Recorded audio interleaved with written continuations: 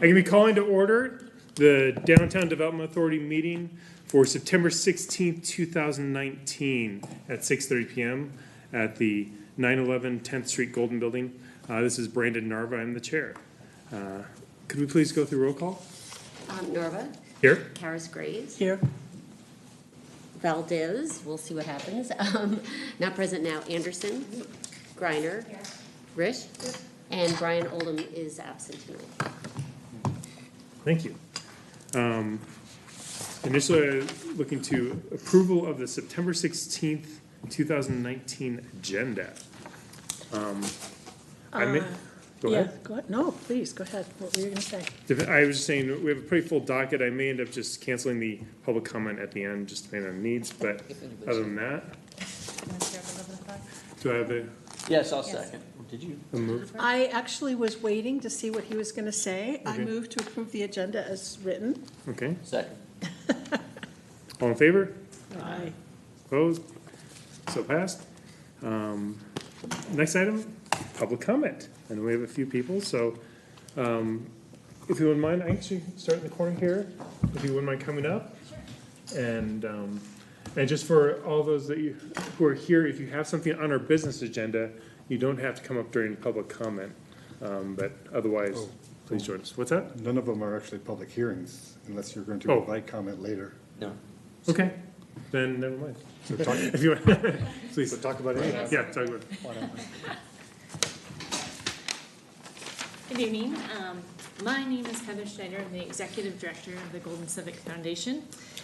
And the Golden Civic Foundation appreciates our long-standing relationship with the City of Golden, as well as our nearly 50-year commitment to build a better Golden for our community.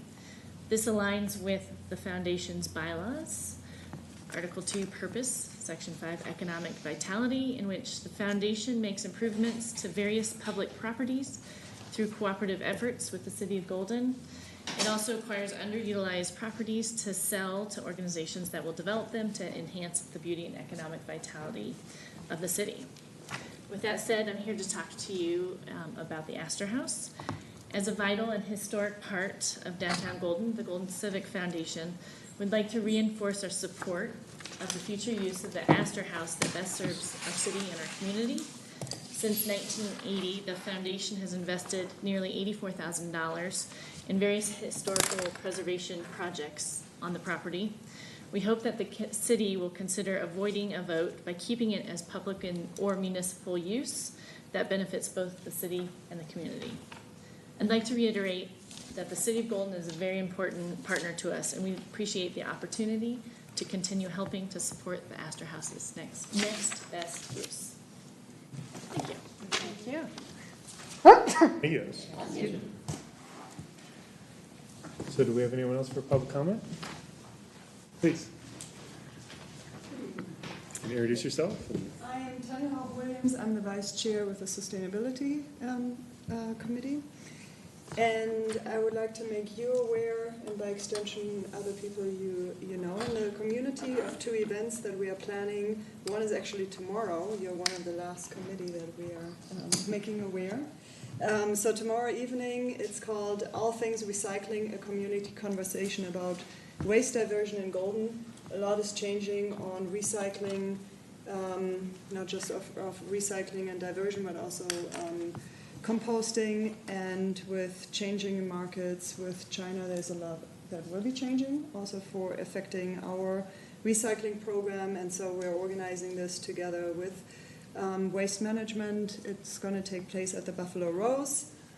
Children are welcome, and it's a event where citizens get informed about what is being recycled, what will in the future not be recycled anymore, and how do we maintain a high quality of our recycle stream so that they actually will be put back into a beneficial circular economy.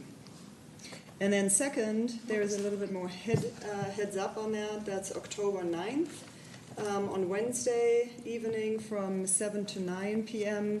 That is prioritizing our community sustainability initiatives. So that is a follow-up meeting on the community meeting we had last year around the same time. when we got a large number of representatives from the community together and thought about what the sustainability objectives and goals should be, and those have been defined since then and actually also approved by the council. And this meeting now is about giving this some meat and actually thinking about what initiatives we should be focusing on and putting into the 3 to 5 year sustainability plan that we will renew this year. What's the date on that one? The second one is October 9. No, okay. Yeah, from 7 to 9, and the venue is not yet determined. Last time we had it at the Mountaineering Center. We may do it there again. I think that's it. If somebody cannot come tomorrow, we already were asked the question because people are interested in it but don't have time tomorrow. It will be recorded so that this is available for afterwards as well. Can you repeat the time for tomorrow night? From 7 to 9. Both of the meetings are from 7 to 9. Okay, great. And there is children's activities, so it's really for all ages. Thank you. Quick question for you. Yeah. So, I own one of the businesses in downtown, and I know one challenge we've had is recycling and how to make sure we have clean recycling, I guess is a good way to put it, so things are divvied out properly. Is that one of your topics, by the way, for the Yes. downtown business area, how we can improve that? Because we I think it's produce a a topic lot. for everybody, but it's also really important for the businesses in Golden. Because the percentage of trash that can come from us is often much more than any Yeah. individual, so, Yes, okay, yeah, definitely. It would be great if you were to come. okay, thank you.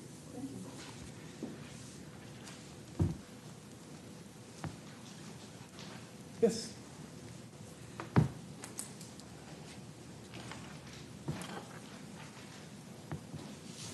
Good evening, Bill Litz, and I'm representing Golden Landmarks Association and a broader group of concerned citizens regarding the Astor House. I'll keep my comments really short and specific. I was interested in the sub-bullet under recommendations moving forward, where there is a rough estimate of minimal necessary improvements of $400,000 for the Astor House. Yet, other renovations could push $800,000 to $1 million. I'd just like to bring up the fact that we have put together a group with GLA, members of the Civic Foundation, members of HPB, and other interested parties who are going to be doing a set of public meetings as to those possible future civic uses. We're planning the first meeting that will be in October, approximately the middle of October, and we look forward to working with everybody as we move forward. I think it's terrific that this is an ongoing discussion and that, again, the discussion is opened back up again as to civic uses. And we'd be more than happy to share any information that we receive back to this board. That's Please, that'd be great. okay. Thank you. Thank you.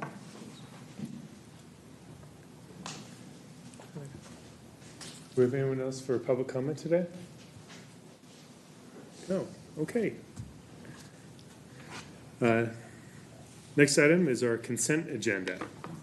This includes the approval of the minutes as well as the Calvary Church Plaza Wi-Fi Arts and Church Grant application. Do we have any questions, or do we have anyone move to approve the consent agenda? I move to Okay, consent agenda. Dave, second? Second. All in favor? Aye. Aye. Opposed? So passed. Okay. On to business. And if I go ahead and Thank you. pass the floor. Thank you, Mr. Chair, members of the Downtown Development Authority Board. In our history, since 2015 actively, not too much in 2014, the board has considered 3 redevelopment proposals that the board in the end decided warranted tax increment financing in the form of potential rebates of a portion of the increased property tax that may occur from the redevelopment, the property redevelopment. The first of those was the Buffalo Rose, who has completed their renovations this year. And starting next year, there will be some adjustment in the county assessor's valuation, which will affect their taxes for 2021. And at that point, there will begin to be a tax increment financing sharing. The second one is the building at 1100 Washington Avenue that in the past had been a mortuary, which we hope will start work soon. The third one that you've spoken about, and a number of months ago, in June actually of this year, had, based on the recommendation of the Development Committee, had agreed to some terms related to a tax sharing agreement, is the Golden Mill. The Golden Mill redevelopment project was first presented to you publicly well over a year ago concerning the property at 1012 Ford Street. It has been acquired by a group of investors who intend to redevelop it for what is currently being called a food hall concept, a combination of businesses providing food, drink, and entertainment. And since that discussion in June,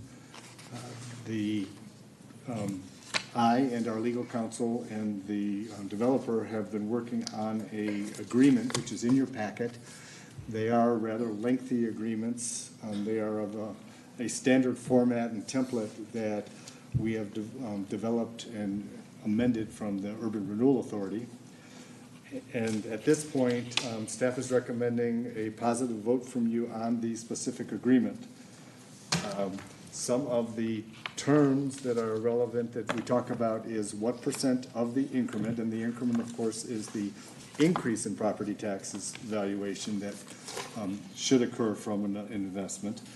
In this case, it's 60%, which is typical of our agreements. The tax base is one of the changes is the tax base is adjusted annually now based on a change in the state statutes regarding the calculation of increment and base in a DDA or urban renewal area. It used to be only in the biennial reassessment year, but now they do it every year because there are some small changes that happen not in addition to construction. And if you want to know a whole lot more, it could be part of our discussion of the budget next time. The term shows that the agreement terminates even if the developer is not fully paid at the end of 2040, with a possible adjustment of 2 years if the valuation comes in much lower. In all of our projects, the guesstimate of what the valuation will be after redevelopment is always difficult. We'll start to know that starting next year, but it's a lot easier to predict valuation for new construction than in the case of downtown Golden, where people are buying properties for a premium and then investing potentially in excess of market value of money into them. We don't know how the assessor will count those. So the last two agreements, 1100 Washington and this one, have a caveat for what happens if the assessed value comes in much lower.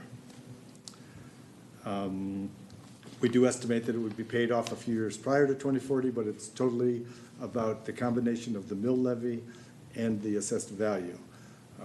We've talked about before the fact that when the voters of Jefferson County approved the school bond issue last year, that had a positive impact on our increment that we wouldn't have known, wouldn't have had without that. So it's always an estimate of what future valuations will be, what future mill levies will be. We do have the standard paragraph about if the developer sells prior to 2030 and there are excess profits, that we will share in those profits. There is a cap on the principal amount of $300,000, bearing in mind that all of this is a percentage of the incremental increase in property tax. If there is no increase, then there is no rebate.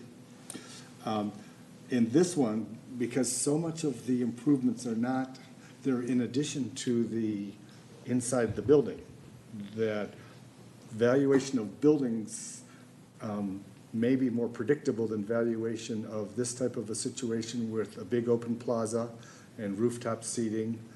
The rooftop seating and the plaza are not square footage of a building, so we really don't know how it will be valued. There's a provision on page 9 that says if the valuation comes in substantially higher, that the cap could go up to $400,000 over that many-year period. The interest rate, we've reduced the interest rate that we are assessing on these gap improvements that the developer has to finance anyhow, down to 3.5%, and that would be my recommendation going forward. Although I did hear on the news that we should expect 0 or below 0 here in this country, so we can start having people pay us to have them have TIF agreements with us. And then the Exhibit C and D are the list of eligible expenses. So this is serious, not to be flip about it, but it's because we've been talking about this one for many, many months. Be happy to take any questions, and the one bad thing about our setup is I don't know who's in the room. So Wes and Susan Ganter are here. They could answer questions about the project. I did not know until today that the Exhibit D is eligible based on its size. That's the eligible expenses. The eligible expenses total about $1.5 million, which is 5 times what the cap in our agreement is anyhow. Eligible expenses are generally facade, utility, public improvements, and life safety improvements. If you do approve this, we will make a version of it that's actually big enough to read. So we're happy to take questions. This thing you were That talking one. about. Is that what it says? Well, so happy to take questions, and the Wes and Susan Ganter are also here if you have questions of them. The main one that they are always asked is when are they going to start, and I think the answer is soon. Anyone?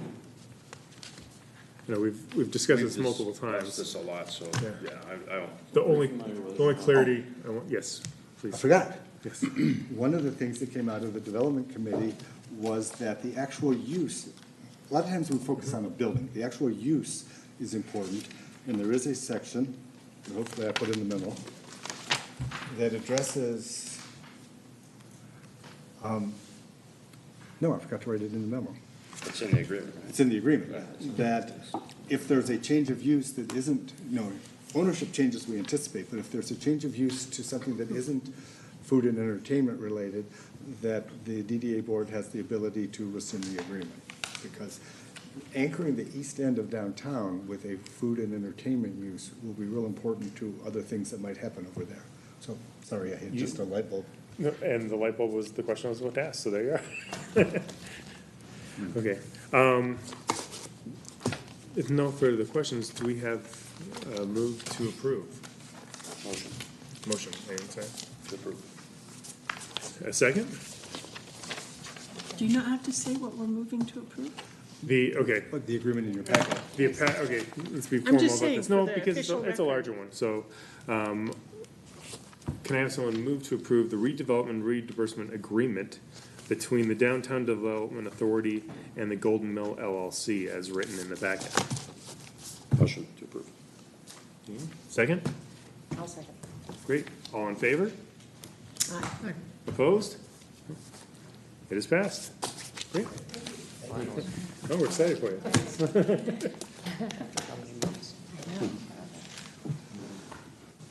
This next one on Is the also agenda is illegible. well, words are. On your machine, you should be able to make it bigger. Yeah, because it's like so tiny. Why isn't it print bigger? I don't know, I You think. get emails and it can be hard to manipulate. the second page is good. I think fine. Robin's having printer You can read it on the issues. computer. But It's all good. also, a few times this year, we talked to members of the Stillman family who own the middle of the 1200 block on the west side of Washington Avenue about their plans for both the Washington Avenue facade, the Miners Alley facade, and also a unrelated to this grant, but of interest to DDA, a tenant space that is between the north side of the Mesa Meadows Land Company, or what was, the long version of this is, part of Foss Drug was actually on, inside the building that's owned by the Stillman family. The cooler and the pharmacy for a long, long, long time. And those improvements were removed a few years back. And so the Stillman family, and Mike is who came to speak to you a couple times in the last year or so, are currently renovating that space and either have or are seeking tenants for it. But in relation to the DDA, staff and also the board here had been talking to them about, with the recent improvements as recently as a couple of weeks ago of repainting the building at the north end, and some of the improvements that the Mesa Meadows Land Company has done at the south end, it would really benefit downtown if these buildings, including the Ace High, Alpha Graphics, I think another use on the front, could have their facades upgraded.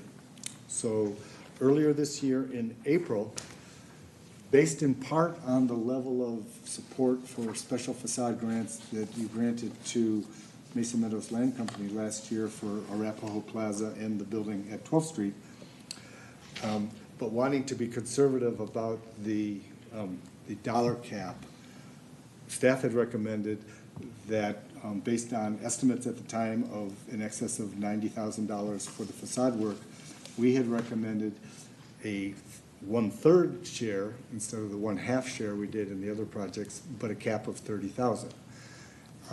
And so the family now, and Scott Stillman is here tonight, have been trying to find advantageous bids. And for the actual contract work, they have provided us a bid of $46,000, but that doesn't count that doesn't count their design consultant work. And frankly, there's some roofing changes that they're now wanting to make. So their request, since we haven't entered into an agreement, a grant agreement, their request is to keep the $30,000 cap, but increase the possible percentage in the event that it comes in substantially lower than $90,000 to 50%. So if the project is $60,000 or in excess, if you agree to the 50% share instead of the 33% share, they would be able to get up to the cap. Mr. Stillman might have some other updates about the project and the bids and the costs, if you'd want to hear from them. Well, Clarification, we've done 50% in the past on other projects. Right. So The only one, so these aren't our normal grants that are much smaller, Right, but right, the only one of these we've done before was 50% share. 50% share, so, okay, so we set the precedent. Okay. All right. does anyone want to ask Mr. Stillman any questions before? Well, just for sake of example, so right now it's 90, we're giving 30 maximum at a third, which would be 30. So now it could be 60,000 and they would still get 30,000. For maximum? Right, but Maximum. But if they came in at 50,000, they get 25,000. Right, I get it. Not to- 90 was never part of any approval. It was 1/3 up to 30. Right. So we're still saying up to 30 still. What regardless of- happened? That's their request, is 50% up to 30,000 for the much-needed facade changes on the front and back. My thoughts on this are, one thing I want to, anyone that comes in and comes back and says, hey, I think we can get this done at less, Right. I like the idea of rewarding that, say, great, let's, it keeps in our same budget. But if, people who come in and are mindful of the dollars, not just saying, okay, let's just, get the money we can type of thing. Any other comments? I think you should make them come up and tell you how it's going. How what? I do want to hear it a little bit. Do you want to give us an update? Wants to Mr. address this Stillman? anyway. Come join us for 1 second. Sure. Well, do you have a tenant yet? Oh, yeah. That kind of stuff. Yeah, the tenant, they'll probably move in, they'll be completed with that work, I think, the first week of October. And it's a quilt shop, and it's an ongoing business up in, What kind of shop? Quilt. yeah, Quilts. quilt. Yeah, and they felt like with the traffic that Golden has, ongoing, that it would be a great location as they found in other places in the past. So they'll be moving in, I think, in the first week of October. Wow, that's awesome. Soon, everything goes Okay, yeah. great. And did you have a question about? No, I just figured if you came, we should make you talk. I saw that it's the first time I've seen it referred to as the Opera House. Yeah, me too. The you know Peter Ewers. Oh, yeah. He just threw that on because it was an opera house. Was originally. Yeah. I had forgotten that. Yeah. Upstairs. So when he started the design work, that's what he called it. So I didn't feel like that was a big deal to me. It's always known it as the Ace High. Yeah, So- yeah, we've all known it as the Ace High, that's for sure. Different kind of opera. All right, So, You do karaoke. That's on Thursday. Right. oh, yes, it is. it does look good when you're Yeah. only seen so far, Yes. just kind of peeking Working it. on it. Other questions? Okay, thank you for. So, right, so we've, I hope I can say thank you. what we did with the Mesa Meadows grants was, we do a little bit more than the small grants, but you had approved the terms, and I actually signed the contract. If you're willing to make a change, if you prefer, we can bring the contract back for the grant, or we can handle it that way. But we would look for direction from you as to whether you're supporting keeping the cap at 30,000, but changing the share up to 50%. I think in the context of everything they're doing, I think that was part of our decision-making in terms of the cap number, the actual number, if I recall. So I mean, I think it's justified to keep the third. Keep it a third or No, at 30, 30, yes. and the 50%. Do I have a motion? Yeah, I move we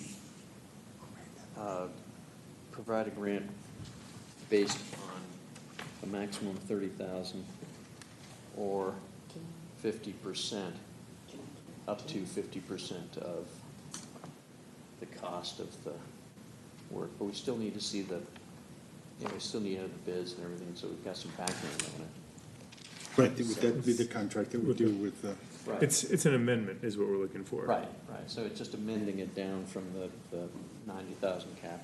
The way you stated that though, Dave. 33%. Sounds like- It's only doing is changing It the comes out like a 50%. separate grant. That's how we're changing, We one want- number. Yeah. We need an amendment, actually, to the existing grant. The way So you there is no stated agreement. 50% You know, up to Okay. cap of We don't have a signed agreement. Okay, so Do we actually have? we don't have a signed one yet. So what we're doing is approving what we've We have a already grant discussed, but changing All the, right. We had an application, you made an approval. We made an The next approval. step would have been a small grant Just looking agreement. for an amendment. And so the question is, do you support an amendment to the grant approval? Right. Which would then be documented in the grant agreement? plus allowing staff to handle signatures thereof. Instead of coming to me. Yeah, I move what he said. I mean, Move to amend the grant, amend the original Agreement, or Agreement. grant? Grant, grant approval, grant approval. grant approval. 30%. No. Or to To 50%. 50%. To 50% for a maximum of to a max $30,000. of $30,000. Yeah. I'm gonna have you repeat that one last time, so it's clear on the, Yeah, we're Well, the title is Stillman Family Properties Special Exterior Improvement Grant Amendment. I mean, can we not simplify it to say that we move to approve the amendment, in that title? No? No. Okay. That's fine. In between the circuitousness of it, what Mr. Anderson moved and Mr. Valdez seconded is clear. okay, if that's, as long as it's No clear. problem. Was this as About clear as per Robin? staff, Great. any discussion? All in favor? Aye. Opposed? So passed, wonderful. It'll look better in the minutes, right? Yes. And it sounded. That was bad. Thank you. So actually, me is the next agenda item. The city's community marketing manager who handles Visit Golden on behalf of the community stakeholders who are sales tax generators and remitters is out on leave. And I will be anxious when she comes back, but she is currently out with child. Yeah. So, one of the two community partnerships that you inherited from the Downtown Urban Renewal Project is support for Visit Golden. The other one is the Miners Alley Playhouse. So as is our custom in the last couple of years, each of our community partners, which now include Miners Alley Playhouse, Visit Golden, and what's the rest? Golden of it? Visitor Center. Golden Visitor Center. And we have a new applicant. And we will have a request by another group. Each of them are invited to come and meet with you annually and in the period before budgeting, and so that you know what they're up to and what their intentions are and what their request is, and they can also plan for the coming year. What I've often mentioned to you is the difference between Visit Golden and the other partners, community partners, is that Visit Golden has not come to you and said, we can't perform our functions without your help. The reason that they were supported by GURA over the years, and I believe the reason that you've supported them, is because their mission is so closely aligned with the DDA's mission.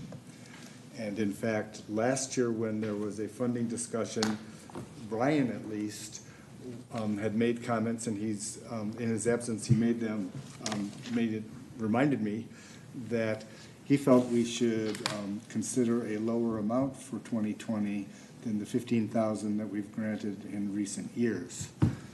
So, although we are not behind schedule, I wasn't going to go over this in great detail. The PowerPoint that actually Hannah put this together before she went out on leave is pretty clear about what Visit Golden does, and we are a marketing entity who get most of our most of our funding from the vendor's fee. And by way of reminder, the vendor's fee is a credit of 2.5% that anyone who collects retail sales tax and remits that sales tax to the city would otherwise get to keep. It was first suspended at the request of the then business community in the year 2000. So it's been suspended for 5 or 6 year periods since 2000, based on the condition that it can only be used for community marketing. So in that sense, it isn't really the city's money, it is the money that belongs to would otherwise belong to individual merchants. We are not the only ones who suspended the vendor's fee and use it for marketing, but, we're not the only ones who do it. It's somewhat. Steve, it's 2.5% of what percent? Of the It's 3.5%? 2.5% of the 3%. Okay, of the 3%. So, for example, one of the math areas, and the reason that the business community felt they'd get a better bang combining the money, for every $1 million that you sell as a business, a retail business, the sales tax remitted to the city is $3,000. No, $30,000. $30,000, and the vendor's fee would be $750. So it is very much diluted, and in fact, the history of the vendor's fee is, if you ever asked who are the largest sales tax generators in the city, you would hear the answer of Home Depot, Kohl's, King Super, Safeway, and Xcel Energy. So the lion's share of this money that goes to market the community comes from very large sales tax generators who would have liked to have kept the 2.5% vendor's fee, but they never really, in the olden days when this first started, they didn't ever object formally to it because they didn't want to upset cities and communities. So what's really cool for small business is the funding is generally coming from big retail business. The beneficiaries are the smaller retail businesses, and it has worked fairly well. It's been in place since 2000. The DDA had granted $15,000. This is this year's funding, 2019, And Miller Coors provides $30,000 a year for the last several years for a specific marketing campaign in the State Official Visitor Guide, the Denver Official Visitor Guide, and at Denver International Airport to For all three of those? co-brand. Within Visit Golden. Right. We share the cost of a co-branded Visit Golden and Visit the Coors Tour. Right. So that's the kind of money, and that's why you might say, unlike Visitor Center or Miners Alley, we're not coming to you hand in hand saying, can you please help us? We have come because our missions are so aligned. And frankly, I've been telling my Visit Golden staff over the years that they should anticipate that this may decrease over time. Now, if you choose not to decrease it this year, they'd be happy to have the money. So we have a media breakdown. When I first started with my department, and then also when Visit Golden started it's called technically the Community Marketing Program. Much of what we did was paid media.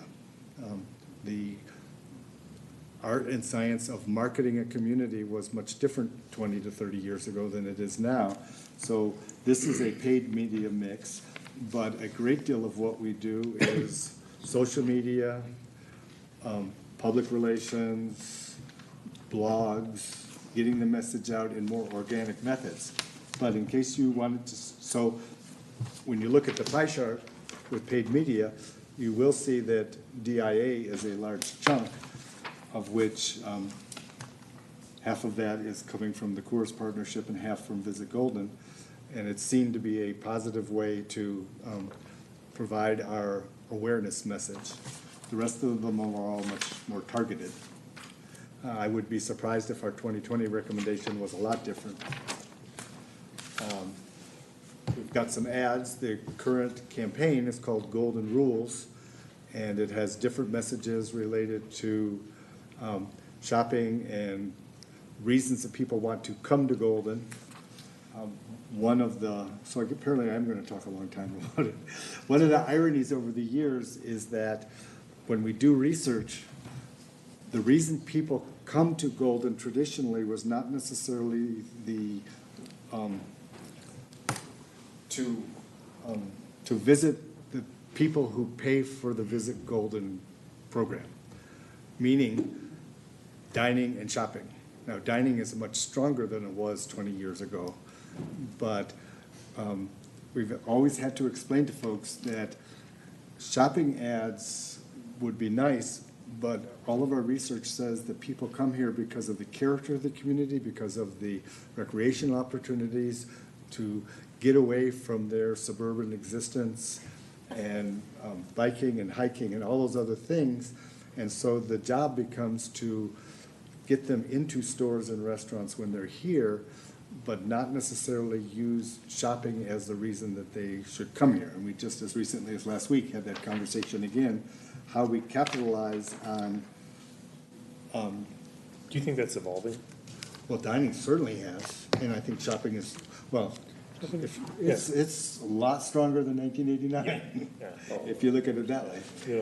Again, I remember people always used to come to Golden because of the five and dime shops type of thing. Right? I know, but it was When that my- was what it was known for. When my children were young, That's- that's when yeah. we bought Christmas gifts for their mother, Yeah. except the old five and dime. So then there's some digital ads. We do a lot digitally. We do a lot with social media. We have a little bit over a year ago, one of the lessons, here's a silly story about Golden. Right before I started, a Dan Hartman story was about a city council meeting in the late 1980s where they debated for about 3 hours, or this is the exaggerated version, about buying a fax machine. Oh, my gosh, And you are joking. well, and early in my career, people thought you bought a computer once for a staff person and they last for a long, long, long time. What year was that? It was long ago. But when the internet was younger, people didn't realize how much money you would need to put into your website every not very many years. And so the whole concept of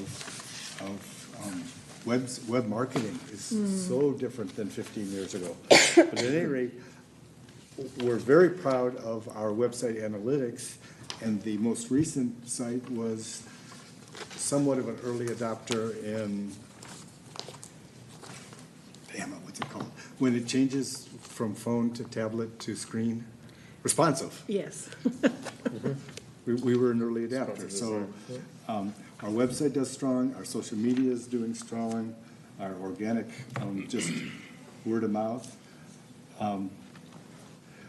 And certain other events that, Visit Golden, neither the city nor Visit Golden puts on events. The city puts on music and movies in the park. The only actual events that Visit Golden puts on are an event called the G-Team event in the spring, which tries to increase awareness with Coors Tour employees and volunteers at some of our venues about places they can recommend to people. And a sidewalk sale in the fall, and a small outdoor reception on Small Business Saturday. So, Just a curious the question. new one. Just a quick curious question. Back on the analytics page, I noticed that number 5 under the top referral sites was WeTheLightPhotography.com. I don't know. Who are they? I don't know, and Anybody out there know? weird ones show up. Free, that's like a, Well, you know. cheap. Free things to do in Denver. Somebody's photography company is like Yeah, I out think it's somebody's out on photography, the that's internet. It gets a lot of clicks. So I'll make a comment on that. I'm not sure what it is, but every quarter or every month, I think it's been every quarter. So I have the opportunity to sit on the Visit Golden meetings every month because I'm liaison for this group. And Hannah does a real nice job of talking about like what these analytics mean and do. And yeah, some of these websites are interesting, why they would be on there. And then in a given quarter, they might be different because of, if we're doing an event in town about dogs, you may see dogs on there, just for example, things like that. So it's interesting, even though that's a year-to-date number, so I'm not sure. The other thing I'd like to just interject is it's a really good group, in my opinion, in terms of the dialogue that goes on every month. Hannah has done a really nice job, and Felicia, now her assistant, seems great. And so I think that it's a great group, and the group that gets together every month to talk about things is a solid group. And it's 3.2% of their budget is what we contribute. And the question is, in your write-up, do they really need it? I'm kind of the opinion, if someone came in here with a proposal like a TIF agreement and they had all the money they needed, they didn't really need it, would we not want to support them because of that? I don't think we just support things that need it. So I would like to interject the discussion. I mean, I think it's a worthy thing to support because they do align so strongly with us. But the other thing, maybe there was an idea here in terms of that 15,000 is brainstormed to a way we could direct it more specifically at the DDA boundary as opposed to a general fund as just an idea. Are you suggesting through Visit Golden or through a different? No, through Visit Golden, but just as an idea. I mean, I don't have no problem going into the general fund because they do a lot of great stuff for the DDA boundary area in general. But maybe as a next year type moving forward idea, we could challenge the group to think about that. How could you take that 15 and earmark it just for the DDA boundary? Because truly that's what we're all about, is the boundary as an idea. So I have a question for actually both yourself, Dean, and staff, and I'm not sure if anyone else has been attending those meetings as well. What is your general recommendation for this coming year from the DDA to in a grant to Visit Golden? Is it to stay with 15? Is it a reduction? Is it? And I know you have a bias, but at the same time, it's good to hear your opinion on this. So this is not as awkward as the item later in the agenda will be, where Robin and I work for both sides. In this case, I work for both sides, and I appreciate Dean's comment because I think Visit Golden is an extremely successful Oh, and one of the things I was going to mention is our efforts have been for the last few years on shoulder seasons. There is no need to have a paid media in the summer. Right. What we need in the summer is some other things like parking, perhaps. But shoulder seasons, and just today I was thinking about, as long as it stays warm. One problem is sales tax receipts come 6 weeks to 2 months later by the time people remit them and I know about them. But this fall has been very busy. And marketing January and February may be the time where the people need it the most, but will we have success? As opposed to maybe our marketing focus to find where's the best time for merchants may be late September and October, and you get a different demographic. You don't get the people with little kids who are off to school, et cetera, which is a long way of saying they do great stuff, they can continue to do great stuff, but I will not going to make a recommendation to you. Okay. Dean? I would recommend we maintain the same level. For 2020. I mean, next year we revisit this, may be different. That's what I would recommend. That's one of the thoughts, but I'd like to hear if anyone else from the board. We have a reason to want to change it. I They mean, don't actually, I mean, the reason is they don't actually need it. And I think would there be Brian's- another use for it? Well, as Brian's reason last year,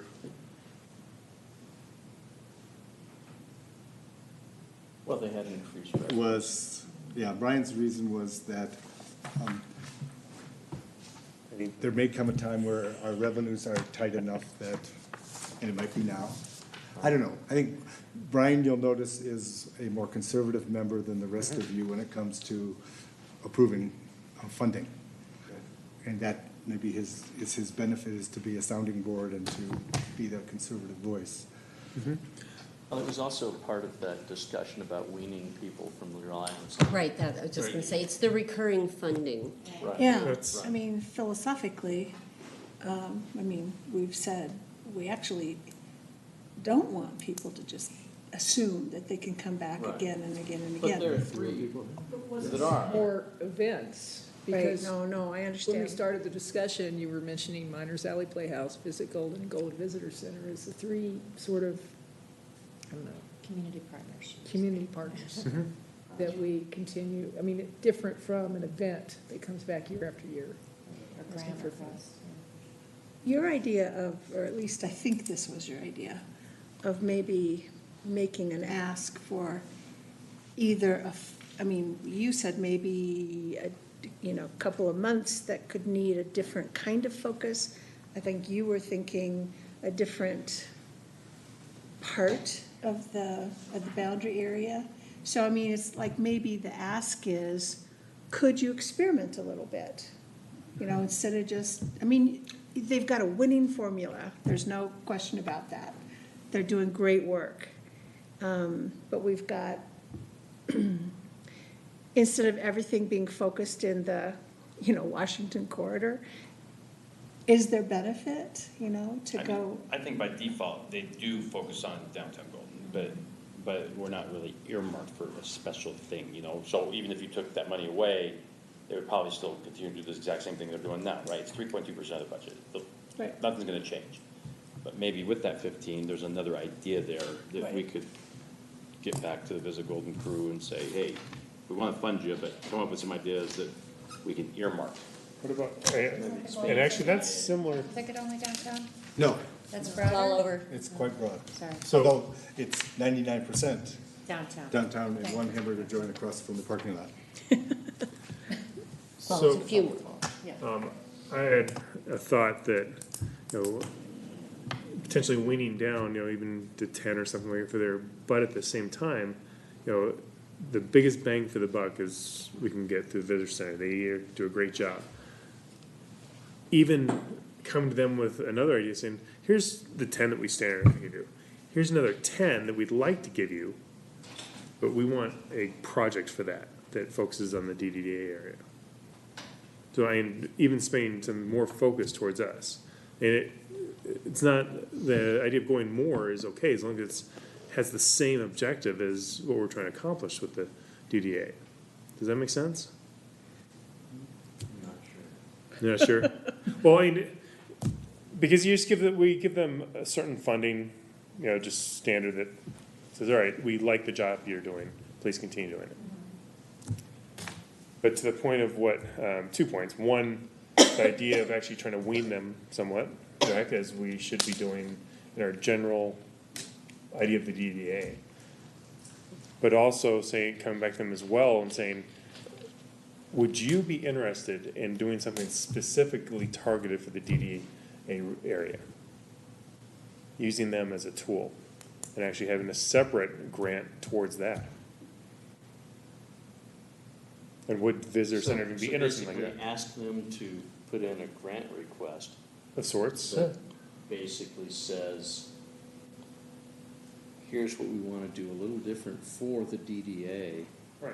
Within that, would you be willing to fund us for what you've been funding us for everything else for the past couple of years? Still keep part of it towards what we've been doing to say, continue your job, but then also come back to them and say, would you be interested in actually coming to us for another project that's very targeted towards the DDA? So what you're saying is instead of 15, give them 10, business as usual, and 10 for a proposal? Or invite them. Invite them. Right. So 10 for Well, community I'm saying partnering. even invite them for a larger amount, because if it's doing what we're trying to accomplish here,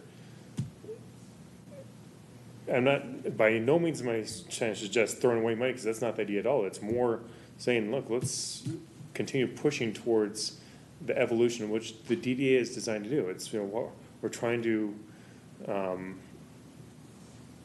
No, I like develop. that, I like that idea, right, I do, I think I like it. I like putting that challenge out there, that carrot, and say, hey, because in those meetings on that, we are always talking about, how to maybe do something different on the golden ticket or whatever, there's a lot of discussion in those meetings over the years, a couple of years. So, yeah, I think it's a good idea. So should we perhaps just ask Robin and Steve to suggest to them that they actually apply for a grant? Well, yes, your formal action for in this idea, for the Would be first to chunk, drop them down to 10. well, your formal action would be in the budget, Right. so there isn't really a need for Coming out. a vote. Coming up, formal vote in November, first discussion next month. If there's a consensus that you might be willing to support this idea of some partner money and think of a really cool project and feel free to propose it to DDA, we would take that back. You would, I guess, need a few head nods, but no vote or anything tonight. Well, and just your idea, would that even be of interest? Oh, yeah. Physical, Because okay. I'm always looking for, the challenge is actually the outside areas, because all of the cool ideas relate to downtown, and the image, the image of Golden has always been the downtown area. But, yes, they'd be up for the challenge. Okay. Can I just clarify, it would all still be under community partnering, because you don't have another grant program that they. Or you could put more money in the other grant program. The special events for arts and culture. Oh, I see. Well, we'll figure it out. Okay. Yeah, I mean, it's Right, fine. so just wanted to share. Could be a that too. facade. Excellent. So I'll give Well, you a head I'd say nod. the only, I agree with that too, but Good just thought. from a marketing perspective, the more money you spend, you get discounts. So it does potentially impact if we're giving them less money towards social media in particular, where there's, volume and number, it's like volume discount and a lot of that kind of stuff. So if we're pulling some money away from them, it may potentially increase some of the marketing costs in other areas. Just, Steve, you know more about that, but you know what I'm saying? So they're spending whatever it was on social, that included our money. If they decrease that, there's, thresholds and discount and frequency discounts and those sort of things. It may impact their overall budget as far as, especially on the social media side. our removal of some money. It could also be where they come back and say, you know what, we're reducing this, we now have this other money to, but we're gonna really target for you on this. Right, I'm just saying you get more buy with more money, and by pulling out some money, they, you know, the volume is lower as well. Although it could still be for We don't those know. same uses, just Targeted. targeted this way versus targeted that way. I It could just wanna still throw be. that out No, there. but it's a good point, it's a very good point. The total social media budget. And they're basically focused on the north end of the DDA. We extend all the way down to 19th. I mean, let's face it, the Oh. business end is, it kind of ignores the south 5 blocks anyways. So what do they have in mind for, is there a way to expand that Well, that's, influence in the way of a grant? I mean, I don't know what they'll come up but with. see, that's the whole idea, you know, like, throw it out there for There's a lot of the space. challenge, as we put, so. Well, Do you need more head nods? Nope, No, that's fine. do we need votes or anything like that? Oh, okay. no. In your budget, you will approve Okay. some Okay. funding and perhaps a category for possible funding. Okay, good. So along the same lines, I also noticed that I work for this group too, is the Public Art Commission. And this one I blame you for, because when we were talking about the mural behind the History Museum that the DDA did not choose to fund, the DDA board said, wouldn't it be cool if you thought about a mural program in the community? And so we have been thinking about a mural program in the community, not just downtown, but frankly, unlike Visit Golden, the Public Art Commission has almost no money in their budget. And to be just full disclosure, they have an annual contribution from council of $50,000. They use it very wisely for maintenance of the collection, and they try to do, on average, one piece every year-ish or so. And that's the range that the new Run and Fly up at the north end and the Hummingbird a couple of years ago, they kind of are in that range of $40,000 to $50,000. They may like over time to, they actually want to focus on smaller projects with maybe a big project in 2021 or 2022, because they think that the diversity of the collection and introducing other, not just statues, and they've gone away from just bronzes. So we've been working on this outline of the Golden Public Art Commission mural program for the last couple months, and it's pretty basic. It suggests that there'd be eligible locations, how we would select artists, how we would handle content review. The city's interest would be in, so that things aren't signs that violate the sign code, but the building owner and the PAC would want to be approving content. And we think there's great benefits for a mural program, and there could be ways of doing on a much smaller scale, something similar to what Denver does with their Crush event in downtown. And frankly, the ask is, if you want it to be successful and as cool as it could be, the PAC will need help. And as we go into budget season this fall, I think what they would like to see is an ongoing program for a number of years that maybe has 1 or 2 or 3 installations a year, partnering with building owners when we can, partnering, if it's along Colfax, with Gura, partnering with perhaps other entities. But the question to the DDA is, are you somewhat moderately very interested in this idea? And if so, perhaps not tonight, if you have meatier things, what comments do you have about the outline structure? I think they would be ready to try to do the first 1 or 2 next in 2020. I have a question from some time back. A number of years ago, there were some cloth mural things up on, one was on the side of the Golden Hotel, there was some on the side of the parking garages before the condos went up. Where did that come from? Gura. The frame is still on the Golden Hotel, and that's why I list them as a possibility, because you could just install that again. But those were all funded by the Urban Renewal Authority. They also funded the photo montage mural on Coors Tech. And the mural behind Natural Grocers. Individual inputs is what you're looking for? Because I'd be all for it.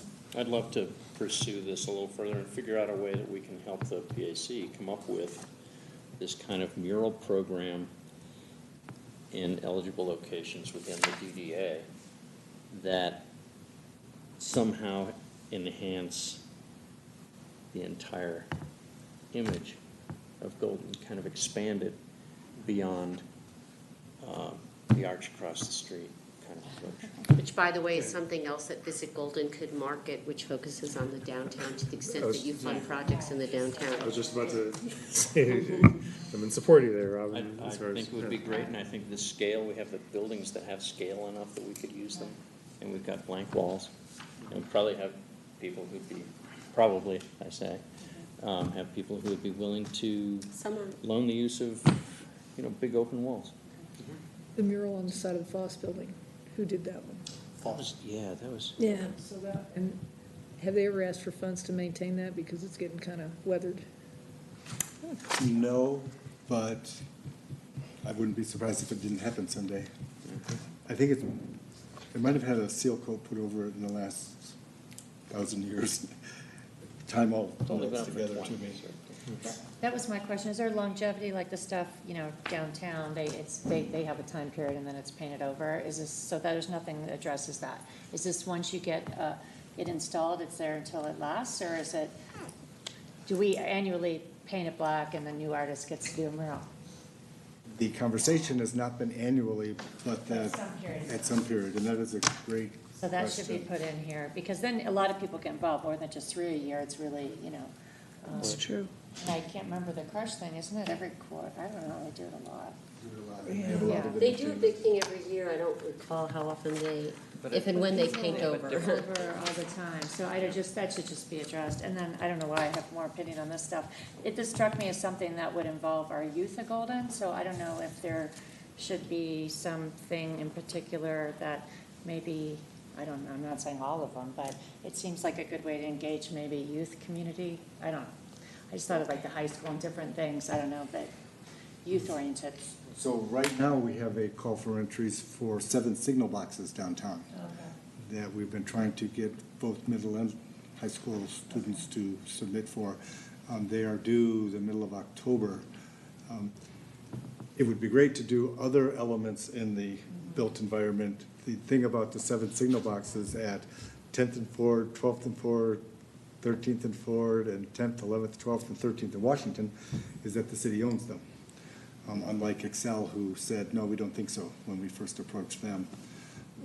But there are other smaller elements Okay, that involving. that also could be cool for youth. Yeah, I just. And this relates to the community art partnership. Remember, you have funded half with PAC of the sculpture Right. and selfie thing in Loveland Garden, which could be expanded also Right, to I'm include not you. set on that, but I am set on it. We do need some longevity language, that's all, on that, and then just throwing it out there, that it's kind of a millennial thing, maybe kids would. So, completely support this in terms of, DDA seeding the project. I do feel like I want to encourage the Public Art Commission to develop a process whereby they can engage partnership with folks beyond the DDA for the benefit of the city of Golden, because there are other parts of the city that could get involved. So this is DDA, and we can seed that, but I would, both as a council member and as a citizen, I would encourage the Public Art Commission to develop a process that would invite partnership with others outside of, in other parts of Golden. I'd like to see it, I'm sorry. I think I am. I would like, number one, if somebody's gonna be painted, I would like there to be like a long term, it's gonna stay for a long time, like 10 years or so, be painted accordingly with the protection to where it's not like constantly fading and redone, and I just think it should be a long term. But I agree with what you said, and I also think that there should be some kind of strategic plan behind it, like a process to So not one year, just something goes up that looks like that, and then the next year something looks really weird that doesn't really, there's gotta be some kind of coordination in terms of what Golden should look like. And I'm not, it's not trying to dictate what it looks like, it's trying to have some kind of game plan as opposed to just the picture of the year going up, or the picture, I just think that it should be I think it's I totally support it. I think it's a really good idea. So it sounds like theme is what you're A talking about. theme maybe, or something. Or- It doesn't have to be all Western, it doesn't have to be a certain theme, but it has to be more coordinated. So over the next 10 years, this is what we're gonna look like type of thing, in terms of just thinking. I don't even know about coordination, but cohesive. There needs to be some Maybe that's kind the of right word, cohesiveness to it, as opposed to randomness. I think it still could be, maybe a little eclectic and cool, and we're not trying to restrain it, but I think you can't just say, go for it, it's gotta be well thought out. Or vetted. One of our goals would be that the program is well enough defined that the DDA board and other funding partners don't feel compelled to be content approval Yeah, entities. no, for So sure. that's why it's real important to get the structure correct, the outline correct. And we did put in there about Colorado artists and golden emphasis. That was something that came from this board. So these are really, really good comments and suggestions. But I was just throwing that out, that it was not their intent that a funding partner like DDA would be approving the actual art. Right, Right. right, and I think we need to avoid that. I think we need to give the PAC its reign to do that, and give the artists their reign to actually generate art rather than commercial art. But we also have to find a way to help the PAC, who is not going to be able to run this program and all the other things they do with a $50,000 budget. It's absurd to ask them to actually add something more to their plate without some sort of incremental funding. So I'm not sure if they should be coming to us for that funding, or if we should be going to, should encourage them to go to the city council to increase their annual allotment, or what. But there's got to be enough funding to make it really effective and to move it forward. I would think that, so my idea was that we would be the seed organization and get them started. Okay. Yeah, But they've got funds that way to yeah. Keep it going. going. There's got to be sustainable in some way, and art doesn't have a way of sustaining itself very well, at least not here. Well, is there compensation for the artists? The artists pay their own time and materials? I mean, that was the other thing that's not kind of in here. The assumption is Look at how the that, brush does. The assumptions, they do it free? no, Okay. no, not for No. that level of quality. Right. And for example, it was grant funded, but the Sources of Strength wall up on Gold Cove retaining wall was 25,000 or so. Okay.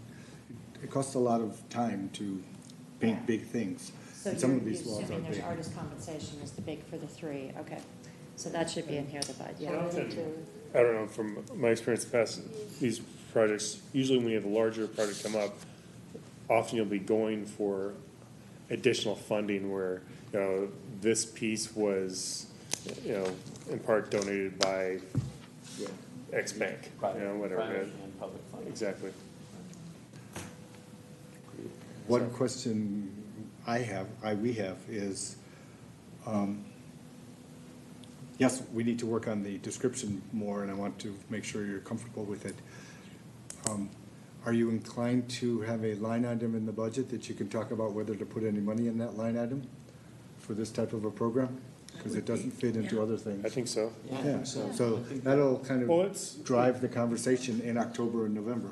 Right, but I think if you put it in the budget as something for us to discuss, that at least gets it in our heads and we can think about it, either scratch it or. Separate from the arts and culture. that's what I'm saying, isn't it, Right, under that that's budget? a great program, that's It's a different. grant program, but I think something related to that somewhere. Yeah. I don't know if it's a bylaws. Not a bylaw, you'd have a line item. You'd have a new line item in your budget. Yeah, It's just like holiday lights and power washing, right? Right, you'd have a new line item. That's what somewhere. It's power, Holiday lights. holiday lights, it's decor. Super. Power mural. Okay. So the next item the last discussion item before our friends from the URA board want to chat with you was, I've been trying to, as often as I can, update folks on what staff sees as a very big project next year. And so what I included in your packet was a memo that was sent to City Council the other day and discussed last Thursday night, that about the evolving situation with the acquisition of 7 1/4 acres from Miller Coors east of 4th Street on both sides of 10th Street. And so the bottom line is that, and council agreed, this is really an evaluation to start with, for civic uses of the entire corridor. The entire corridor from 6th Avenue on the west to almost the city limits on the east. I don't know what the acreage is, but it's large.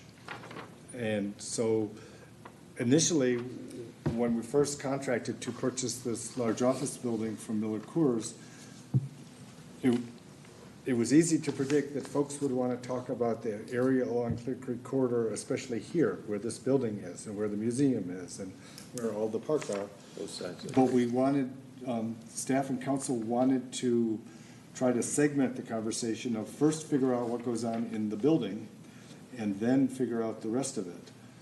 More recently, staff is recommending that it may not actually be feasible to use that building for a civic center type project, to kind of force fit a police department and council chambers and museums and maybe even the library, which is, it's totally, unwarranted to say it out loud, but it's been said enough times that, as in general, what people put in civic centers.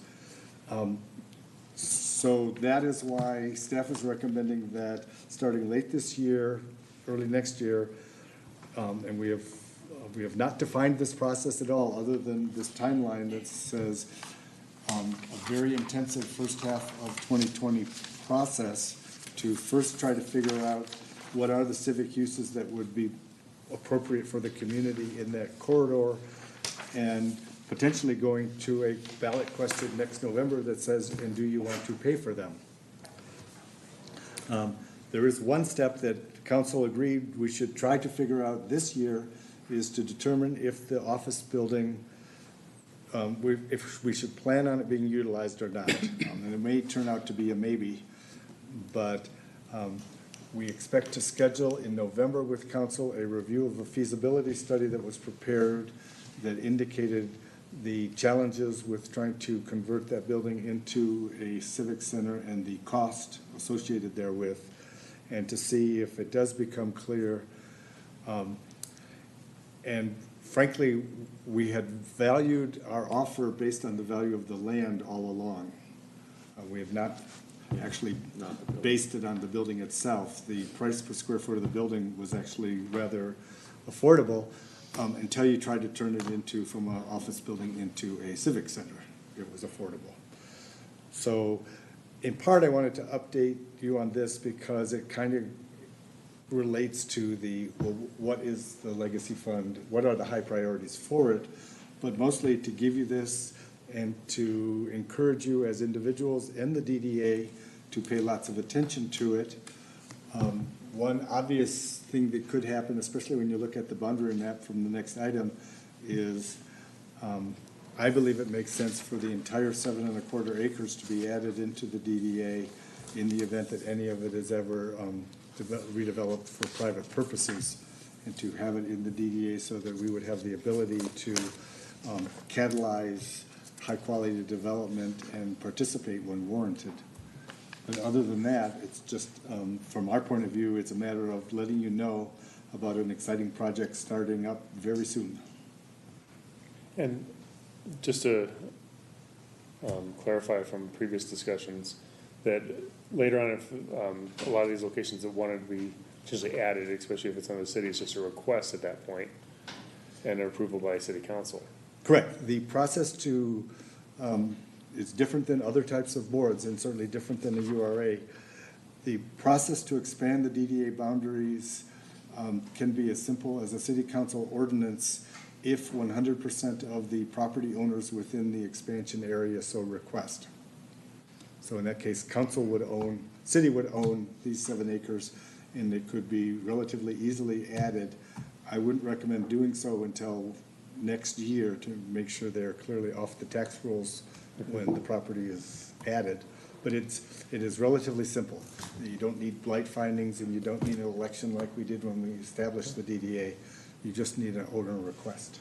So Steve, let me ask about that. So all the money that's being generated from the sales tax in the DDA area that got voted by the stakeholders that could vote, now we're going to add, the proposal is to potentially add another area.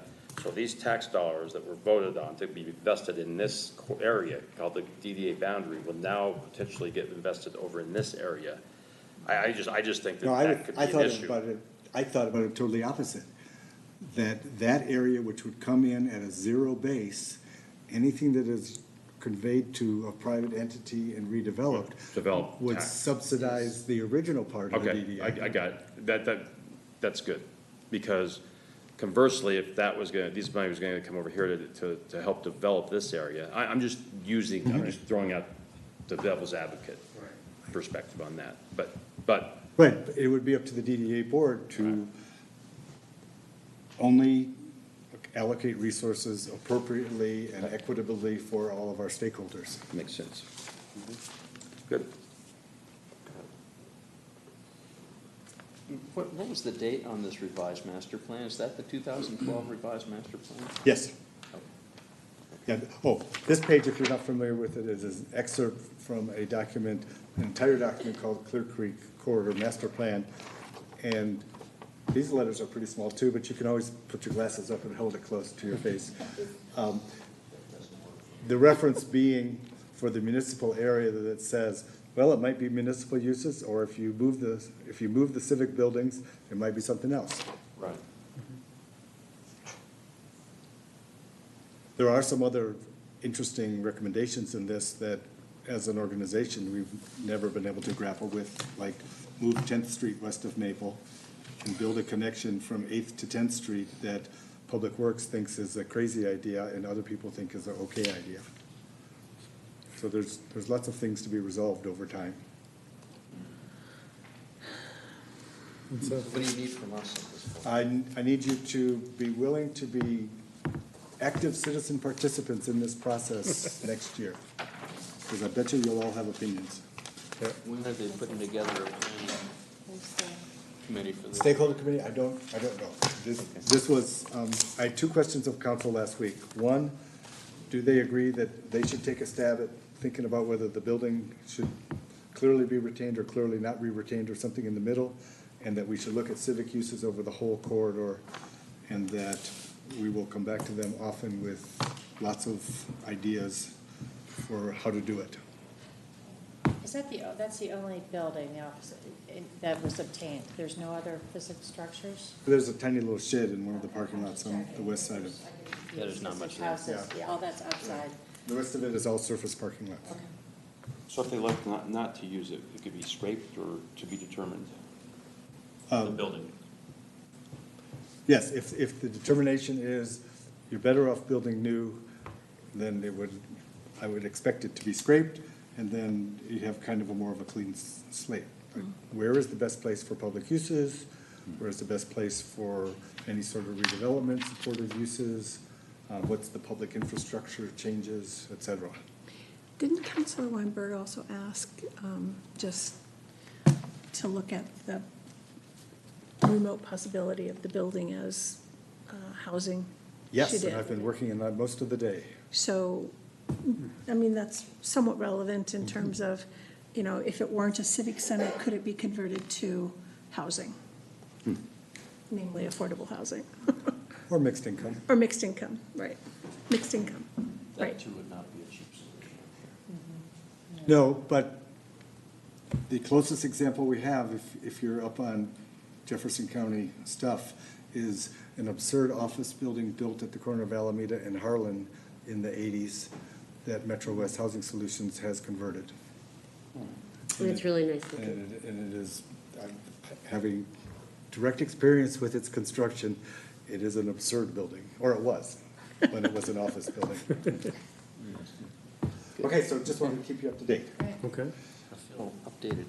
So the next item, which we have some visitors that I was hoping you would welcome at the table to chat with you, is about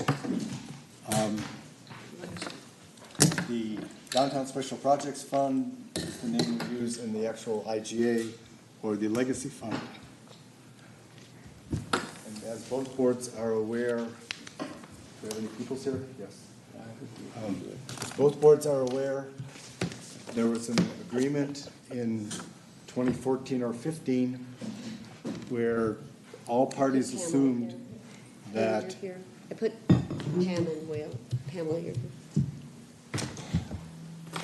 speaking for, I guess, Joe and Pamela were on, they'll introduce themselves, were on the board at the time of the agreement.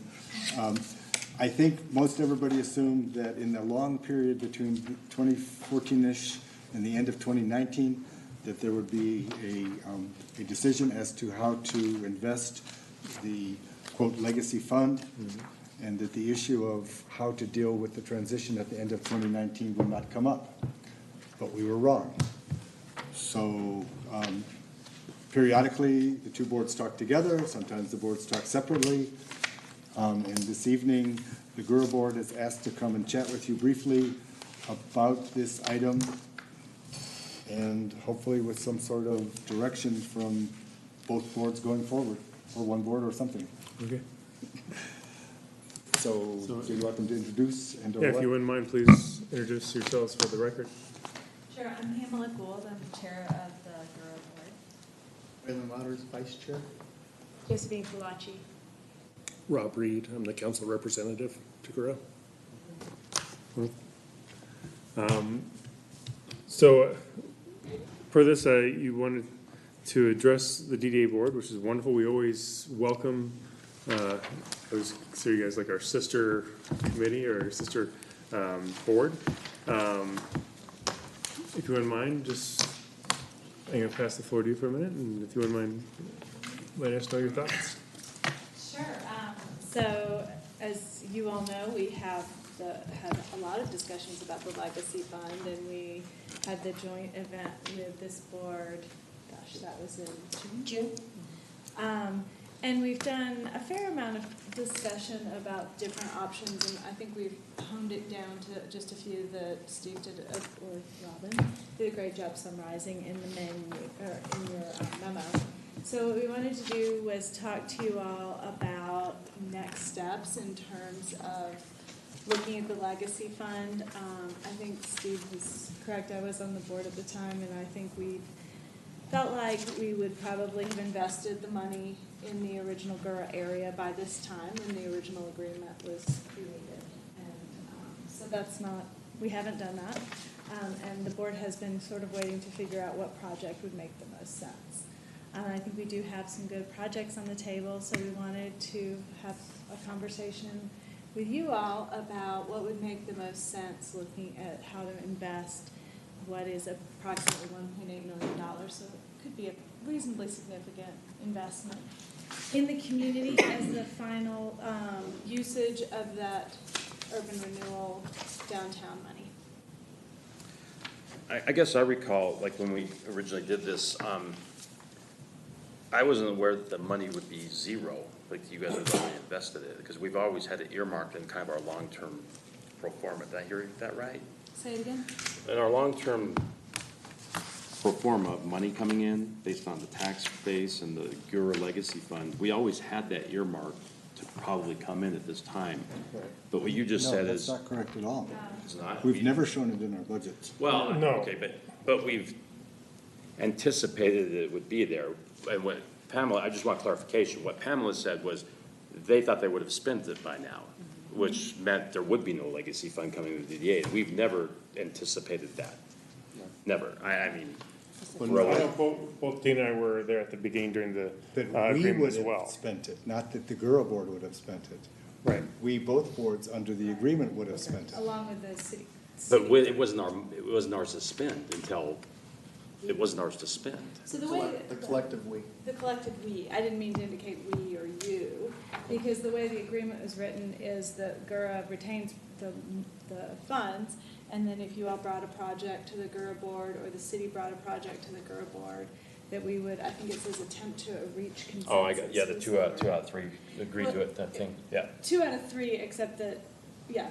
Right, working together, right? Yeah, That's yeah, true, yeah. okay. And so the intention was that we would not, the intention was that that money would be spent on urban renewal. So, Okay.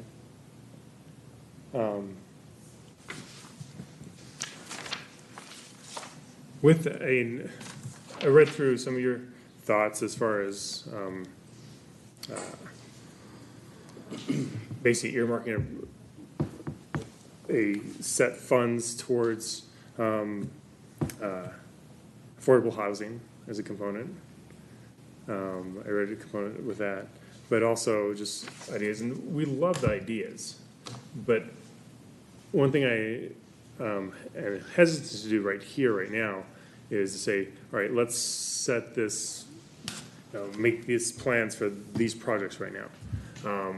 Also, I know our vice chair had some reservations as well, and I want to make sure he's joining us for that discussion next. So I do have a question, what would you like to see at this stage? So I think the major ask, and I'd like everybody else to join in, would be that we'd like to go ahead and extend the agreement with you so that the money doesn't roll over at this. That's the big ask. And the reason for that is because we believe that the money could still be used for urban renewal purposes. So we obviously, if you look back, I was actually during the meeting glancing at the history, the GURA has contributed, of course, to the DDA budget significantly, which was intentional. And GURA was wanted to make sure that you all had that until your tax increments started to kick in, which it has for the purposes that DDA was set up for. So this is not our money or your money or the city's money. This is money that came in for urban renewal, which was a decision made now almost, 30 years ago for our community. And so we hesitate to say that it should be taken out of sort of the urban renewal area, and we still feel like that, not out of the urban renewal area geographically, but that it's still for urban renewal. And so our ask is that we extend the agreement that we had with your board, which is still that you all, if you have a project, that we would work with the city and the board to make that happen. Does anyone have anything to add to that? Let me, I was just going to say, we've been, as you know, working very hard to identify specific projects as opposed to broad concepts. So we're funneling it down, and we would like a consensus of what an actual project would be, as opposed to having this fund kick around sort of indefinitely. So I think the ask is not a perpetual, let's keep this thing going. It's, let's extend it for a year or two to come up with a project that our boards can agree on and approach council about. I understand, because otherwise let's fast forward 10 years from now, it's still gonna be a joint DDA GURA members of the board trying to figure out what to do with it. That's interesting what you just said. It's more appealing, I think. For example, though, the $1 million, it's a lot of money for the affordable housing, which I think is a great idea. But then you got the reality of it. I'm looking at the boundary here. The recommendation is keep it within, they're almost the same, but keep it within the GURA boundary, which, it's almost the same. So, and then you look at the actual, it's not the same as DD. It's the overlap. And then it's like, what's the reality of that based on the limitations of available stuff here, property? Again, I think it's a great idea, but it's like, we're gonna have $1 million just sitting there for the next 2 or 3 years if another big project comes up that we could maybe use that for. I'm just talking out loud here in terms of, I wish we could make that happen. The question is, where do we make it happen? There's nothing here available, unfortunately, right now. maybe we can make it happen. But that's a lot of money to tie up, you know? So, I wasn't sure about the wording, the next to the last bullet point. If relevant to the conversation that you heard a few minutes ago, like if we were to, with the Goosetown property, extend the boundaries of DDA, would that be excluded from this? Or would it be included? Everything's negotiable. I mean, that's. That's what I heard, that's what I read in that paragraph. Yeah, So, I so mean- basically, it extends, extends the colors a little bit. Well, yeah, but Possibility. somewhere it said that just We keep would it in the prefer that area. that be green, just to be clear. So, But they could that's change why it, I yeah. raised my hand, because I Right. want to clarify, it's that, that's possible. It's possible. It's not certain, but it's possible. That's what I was going to say, that's our belief. Everything in all of the documentation says that this is for that boundary, but Steve. It does say that, Yes. but, Yeah, that, it'd only be expecting the boundaries of the 1989 Gura project, so that's where I Right, got and- that. Right, and another, there's a couple of, what we call enclaves in planning, a couple of holes in the Yeah, donut that the light maybe, in the blue. we need to be careful, we need to be careful. And so the thought behind that bullet is consistent with urban renewal law and the goals of the 89 plan and very close to the boundaries, but not necessarily in them. And if that became the consensus, I would make sure from our joint legal counsel, or our separate legal counsels, that they both agree that's okay. right. But that's the thought behind it. For instance, and I go back to the comment about the potential use of the building on 10th for affordable housing or mixed housing or something like that. A, we've got the building. B, it's a viable, Miller's Coors property. Oh, right, It's a right. viable use for that. It meets the goals of DDA and Gura. It just doesn't happen to be in their boundaries, but that's a detail we can probably figure out how to get around. But, $1 million would be great seed money for something like that, and would actually allow us to all reach some goals that are not just limited to DDA and Gura, but also meet city council, sustainability, the affordability issues, and so many different aspects like that. If we can come up with projects like that, Yeah. and figure out how we actually, I hate to use the word instigate, generate a project of that nature, and those kinds of things would really, really catch my interest personally. So city council is going to be discussing on Thursday, but it's already available in our packet online, results of the community survey. And one of those indicate the extent to which you think each of the following are a problem, if at all, in the city of Golden. Availability of affordable housing. 51% say it's a major problem, 29% say it's a moderate problem. If you put those two together, that's 80%. 80% of the respondents said that, and it was by far the highest rated problem of all the ones that were available. So that says something too. Yeah, so, so the comment about the geographic, I don't want to beat a dead horse here, but so that's obviously what Dave said, that could be discussed. It kind of makes sense to me if there's no other place to do that, the $1 million of that magnitude. But the other question I have is about the Astor House here, just for clarification, is that request here, or that paragraph, does that pertain to the existing proposals that are on the table, or is that like a clean slate?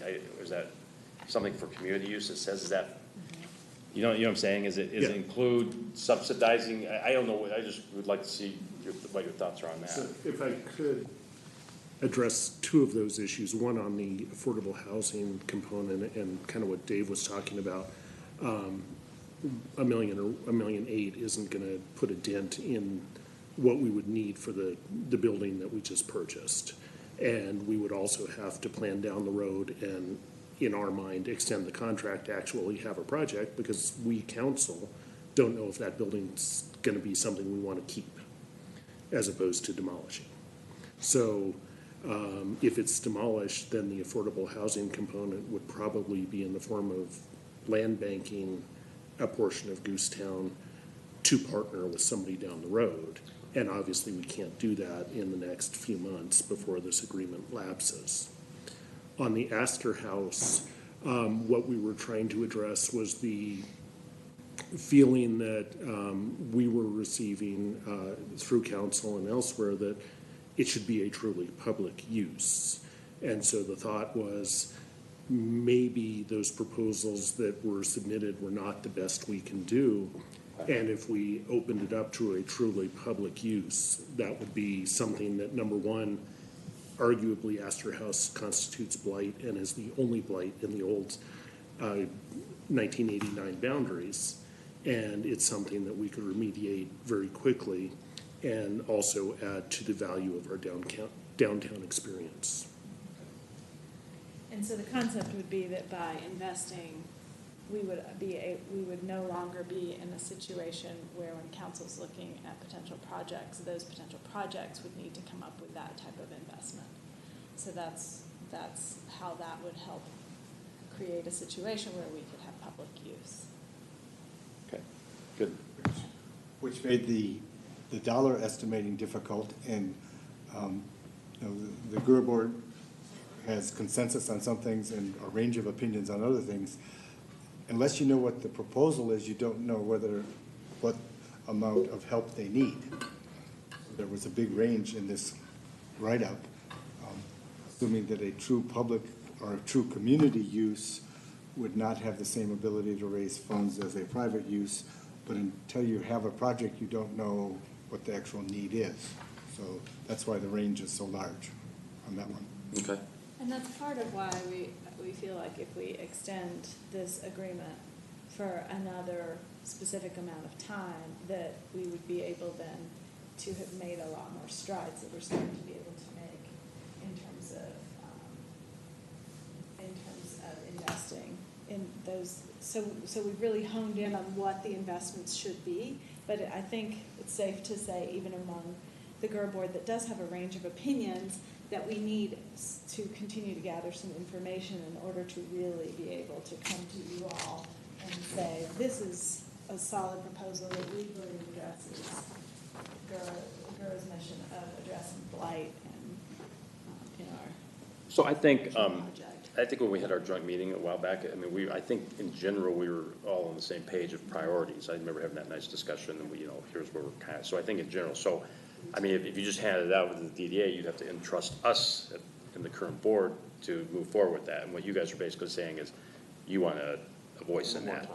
And, I get it. I mean, you want a voice in it, not just purely trust what we're gonna decide as this board. We got two boards, and I think generally we're pretty aligned though, if you guys were, so. Okay. I would tend to agree that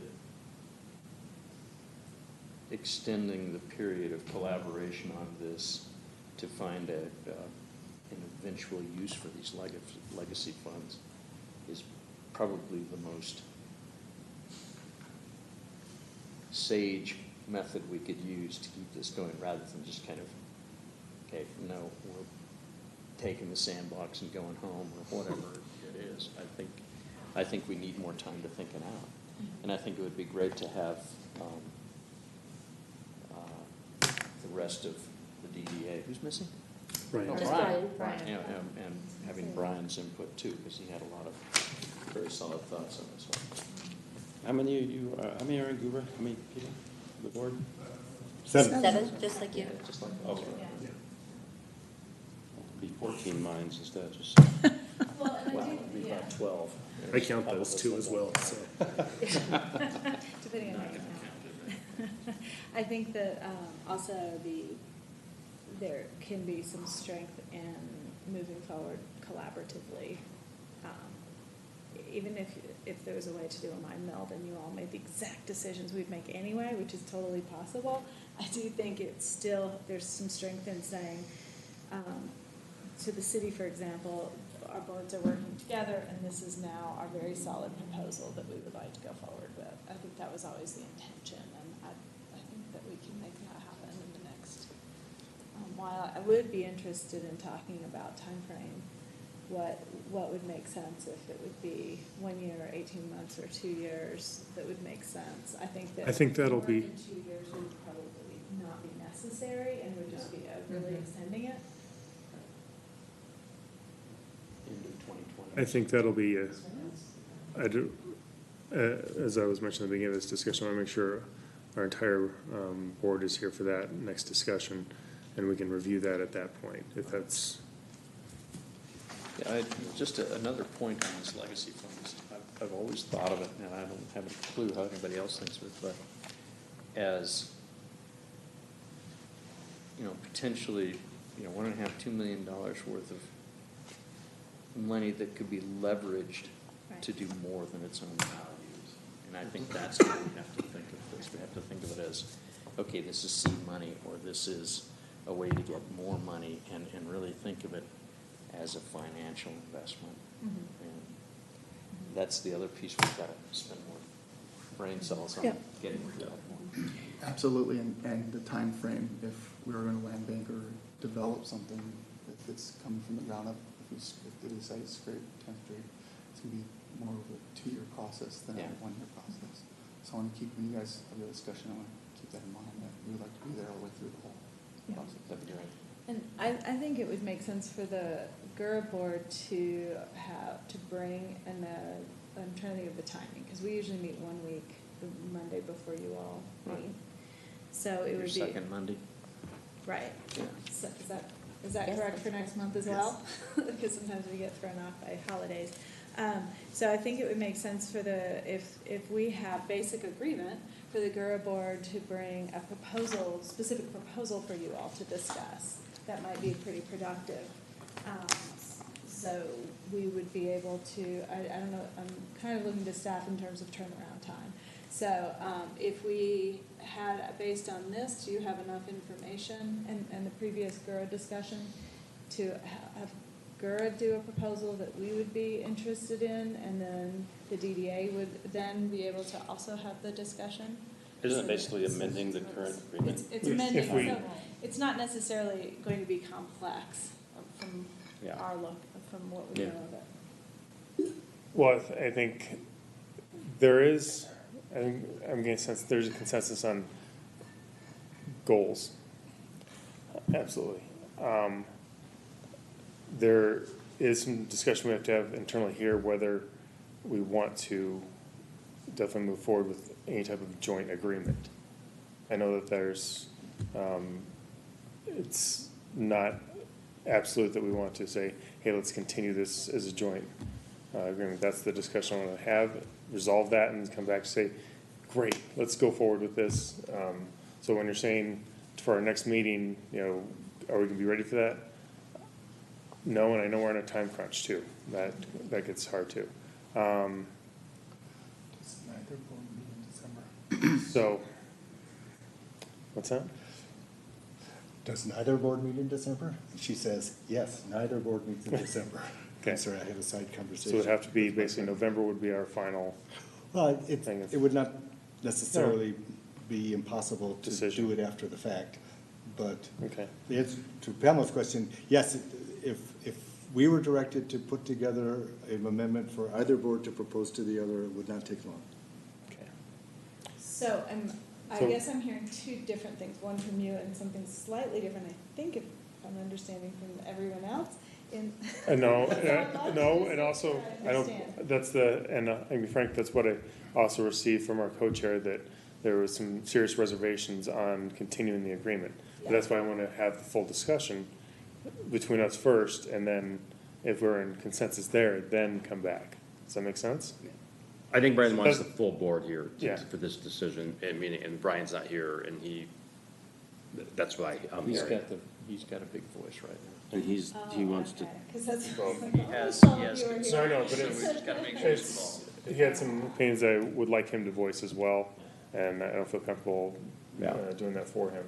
And we're not asking you to do that. I guess the thought would be not that you're deciding right now here without him here, but that our board could bring a proposal in, would give you something to discuss that's specifically what we're requesting. You'd still have the opportunity to say no at that next meeting, but that would help us with our. I don't think there's any harm in that. I mean, why not? You know, why not? That's what I see. I mean, I don't think there's any harm in that. And I gotta be honest, That's fine.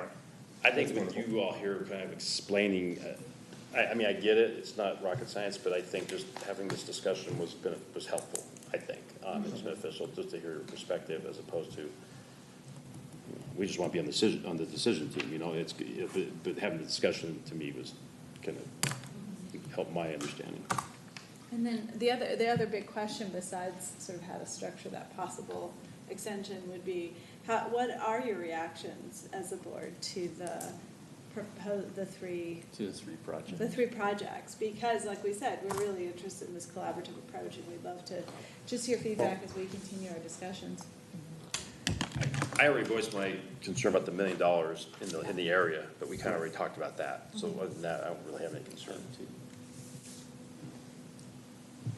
Carpet's always been such a problem. Right, I don't have anything specific, but it makes me think about the number. So when you say community use and urban renewal, are we trying to maximize the number of people, the number of citizens that, or is it like something like the housing, which might be a smaller number, was there 200 units or how many units, versus we're talking, 1,000, Right. So how do you weigh in the size, I guess? Are we trying to touch as many people as possible? Or it doesn't matter as long as it has a sound community use? That's what that's what made me, that's what these, because some of them are very large and touch I think thousands. that's the balance of both Yeah, boards coming yes, together. yeah. Having that communication. What I'd like to see, and I kind of, I remember it, but I'd like to see maybe for the next meeting, what our joint meeting was about, and we kind of prioritize things, and just to actually have that so I can look at it, that might be helpful too. So you mean provide the open house summary? Yeah, or the one that we all, when we got together. At our meeting. Just our meeting, not the Oh, input, right. just Oh, us together. okay. Us, like, what they thought, what we thought, and we kind of voted on, okay, this is the highest priority. I mean, it falls within this stuff, but I know there's a couple other ones in there. Are you talking about the data? That'd be helpful. No, it was. No, just our meeting. It was a meeting. Just our internal notes. It was like this meeting, but we all just collaboratively discussed priorities. Right. Is 2 or 3 folding in times. the data from? No, No, no. separate. 2 or 3 times over the last 5 years, the boards have gotten together and talked about a menu. Right, And right. what always would fall off is maintenance type things that were not as impactful. Right. Things I wanted to do would all fall off. So I'm gonna ask the question again, So and we you can tell me no again, but so the data from the public We'll give meeting you that we both. had, I was gonna say, can't we at least have that available, so it helps inform us? Well, that you should remember because it was only 2 months ago. Right, well, I'll that's, send I it mean, again. you said no, and you didn't even know what I was talking about, so Oh, I- just wait. I knew what you This is meant. what I tell my dog, wait. That's not called Steve. I was translating from Dean. Okay. So one caveat with the data from the public meeting that, because I reviewed it again before this meeting, is that Great. the highest priorities had maybe 17 votes, of which many were probably either our own or those of other board members and city councilors who were there. So I don't want us to take that as. You're right. I was at that meeting and it was not highly attended with other than like us. It's not statistically reliable. Yes, so I do, I'm kind of going To back to give your you- question. To give you an example, Pamela and I just came from the DeLong Park meeting. It had 75, 80 people there. The whole room was packed, so Wow. I think that Great. would be a better statistical sampling of our community. I didn't Yes. forget that. I just thought it just is good to have everything on the table. And we had some great comments that were generated Yeah. at that meeting, for sure. So it's not so much that it's statistically valid, it's just another piece, of the conversation. So, Okay, well, did anybody else have questions or comments or concerns? I would love to ask one more question, and that is about the Astor House. We had some public comment at the beginning of this meeting. And I'm curious, because you all are part of the DDA, about your thoughts on the Astor House. I know everyone in the community has a slightly different thought. But I'm just curious about this board. Have you all We- had a discussion as a Oh, board yeah, about it's, that? it's a topic that comes up again and again and I again. understand, yes. We'd like to do something, but making sure it's the right project. Right. Too many of the ideas have come up like, well, maybe not. Right, right. But we still, it's a top priority if we find the right project, let's put it that way. Yeah, the project that keeps giving. It is. I think where it's located right now, community use, but it's landlocked, and it doesn't have a lot of parking and access and, you know, that sort of thing. And I asked our resident architect a few years ago if the building Whether we could move it. could be moved, especially if the city's buying this acreage down in the Goosetown area, which would have community stuff down there. I mean, I don't know if that's even on the table. It's something that if it could be literally jacked up and moved over to a different location, it might then be able to be put to a better use than where it's located right now.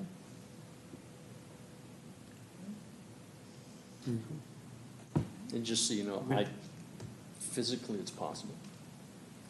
Yes, he wasn't giving me a yea or nay. It was just, the question was, Dave, is it possible and is this? Are you gonna move Millions precarious of, you know, bricks what? in the bottom in the Seen it basement? done. That's Is it historic if it's moved? Not anymore. You lose your contact. Oh, that's just one person. Even Thus into like we- the history park? Which, Where it is right the now, I history think zoo it's is not tough to do something with it. Historic. historic. No, it's a Okay. bunch of old buildings that have been clustered together. and- So thank you for getting along with each other. It makes Robin and my life easier. Thanks, guys. But we, And honestly, there's some tensions at times but on certain topics, but at the same time, we always have the same goals, like what we're trying to accomplish. It's, but, so, staff felt that this was more about the conversation you had as opposed to choosing among different projects. But we did receive 2 emails today that I made enough copies for both groups, having to do with the Esther House. So if you, something to do. So if you would pass them around, that would be super. And we appreciate the, I have no idea. Yeah. Oh, that's what I so- was gonna- Will you give us the background? We saw the 3, right? so council X weeks ago made the determination not to pursue any of the proposals for a ballot election this fall to try to gauge support for disposal of the property. The next step, actually, that staff intends to go back to council on later this fall is, okay, council, what does that mean? Does that mean you want to reopen it, or do you have other direction for us? So, so that's all, so I don't really know. Mr. Litz indicates that there are groups in the community out deciding what a good public use is, but I was unaware of that till tonight. Has that been communicated to the people that presented? Yeah, for the private proposals, what are they Well, now? they're aware that we're kind of on hold. Okay, that's what I was gonna get at. Those sleeping pods, those were, yeah, those 3 proposals, okay.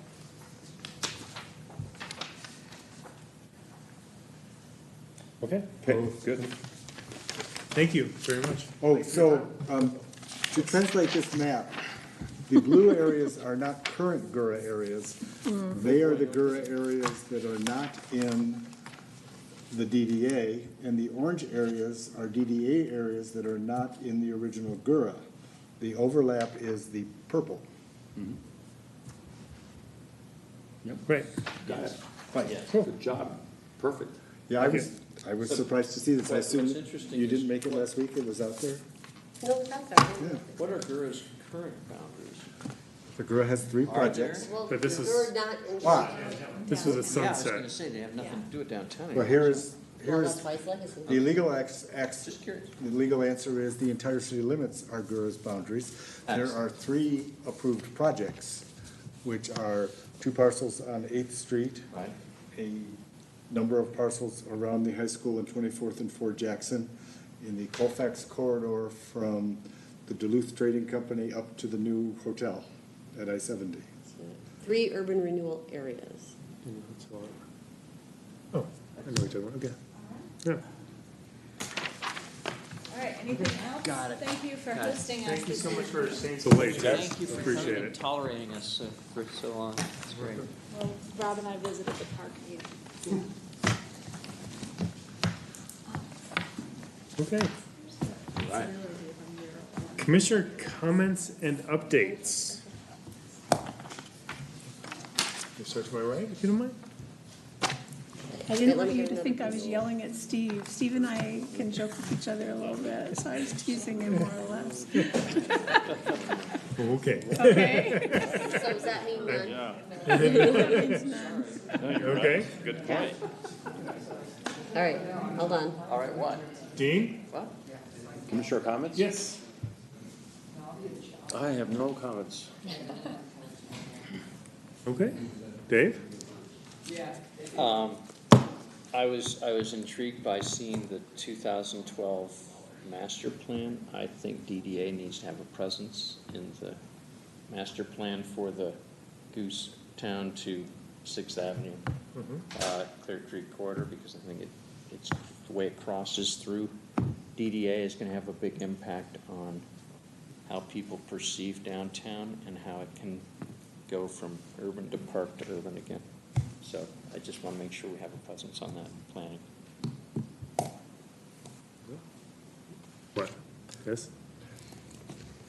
I was wondering if David participated. In the past, we've done something, I'm curious to have you think about whether you think it's effective. There was a downtown character plan in the 2000s, there was also one in the 90s. Yeah, 2020 was the one I did in the 90s. So the concept of a stakeholder committee made up of folks who are clearly invested in the community could be parks, DDA, planning commission, and I'm not sure, sometimes historic. I don't know how much historic has in the corridor. But that's one of the questions that some of you had was, and I've had people asking me since Friday, is there a stakeholder committee? Is there a citizens committee? And I agree, regardless of whether there's a stakeholder committee, DDA really needs to stay involved. Right. Sorry. No, that's fine. No comments. I have a couple of things. On the alley, last week, CenturyLink was by with a truck, and today, this very day, a couple of guys were out digging a trench. I now have on my property a big cylinder that says CenturyLink and two bollards on either side of it, so it won't get run over, which I didn't know was going to get on my property, but I guess that's part of the project. And then presumably they're going to be redoing wiring and all that. So that was a part of the whole thing I wasn't aware of. But Is the pole still there? the pole is still there because they haven't yet taken down all the But is it lines. closer to the alley than There the new are two pedestal? poles. There are two poles. Right, They put the right. new pole in, That's right, I remember seeing that. took down the wire that But it was away from the alley a tiny bit. a little bit, yes. Yeah, maybe a foot. Yeah, but the old pole is still there. Yeah. And so they were in preparation for getting the wiring rerouted. But anyway, it's part of it, at least, is gonna be underground evidently because of this little trench that they're putting in and this access thing. So yeah, it's a But little, it's a surprise to us as well. yeah, so. Good news, I wanted to give you an update on that. Thankfully, the little bollards and the CenturyLink is around the corner of the buildings. I don't see it when I come out of my house, but, so that's in process. And I wanted to ask, for all the times the statue's gotten knocked over at 13th and Washington, presumably by semis who are trying to make a right turn there and the trailer hits. It happened again, right? Yeah. Seems to be It's missing. been out for a Yeah. while. Jeez. Who pays for putting that back in? And is there any way to protect it or set it back some Locate it? or? Timely questions. So, it turns out that the minor statue has never been damaged in any of these incidents. The bike statue, the front wheel used to get hit in these incidents. However, there was no intention to put the statue back. My recommendation as of The minor statue. correct, it needs to go somewhere Or else. any statue. Right, or any statue.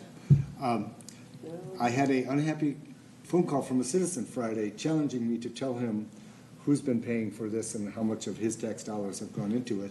So I found out today from our risk manager that to date, none of them have been hit and runs, and we have collected from either the trucking company or insurance company for the trucking company every time, both for the repairs and for street maintenance's time. So the good news is it hasn't been.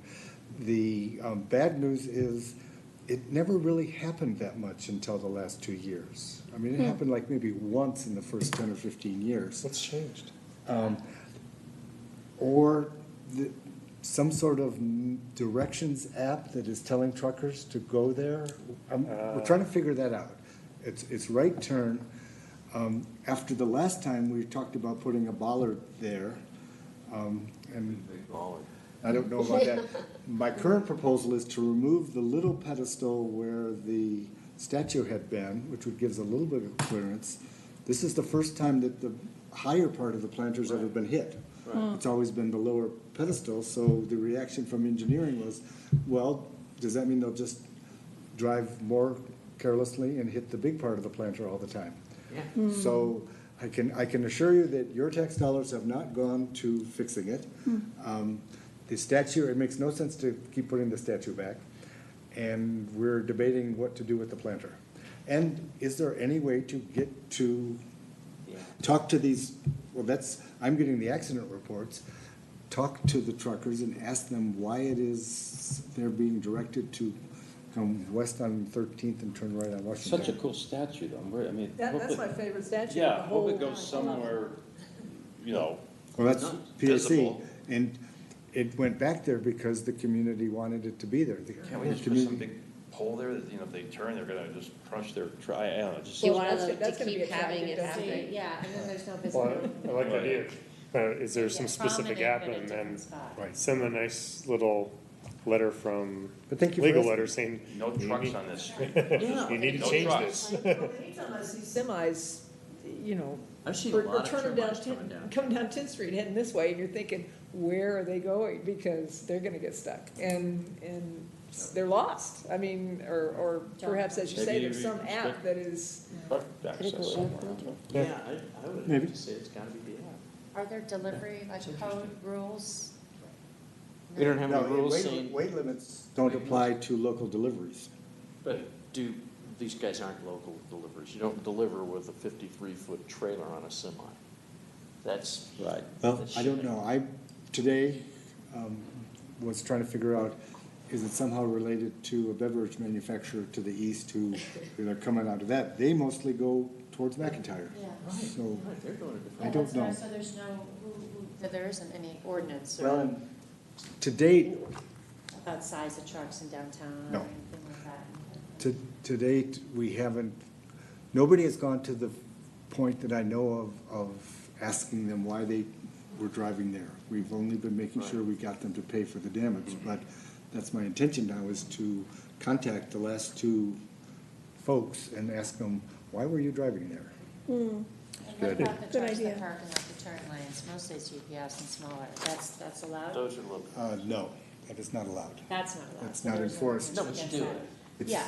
It's not enforced because no one has ever been able to come up with a better idea. that. Because you see all sort of size, you know. I was just curious. So there's no real regular, oh, yeah. Well, I would say that's an exception for public safety, but. idea of asking them why they came down that way.